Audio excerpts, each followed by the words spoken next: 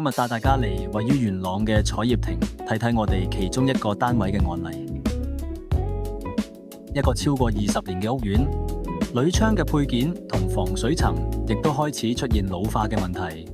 業主今次係新居裝修嘅時候，安排咗3間鋁窗公司分別報價，信安檢驗部團隊檢驗時間最為認真、細心，將鋁窗嘅所有隱憂一一道出。業主亦係決定係大裝修嘅時間，安排返一個全面嘅鋁窗工程，嚟緊就唔使再為鋁窗工程而煩惱啦。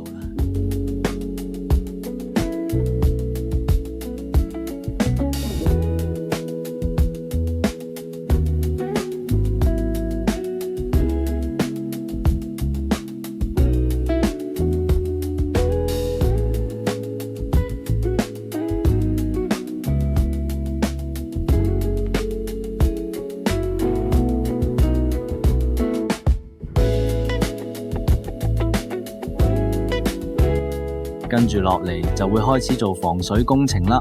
如果你都有類似呢個單位嘅問題，可以揾我哋安排返針對屋宇署記驗窗要求同窗框滲漏嘅工程。一個工程解決晒屋宇署強制驗窗命令同窗框滲漏嘅問題。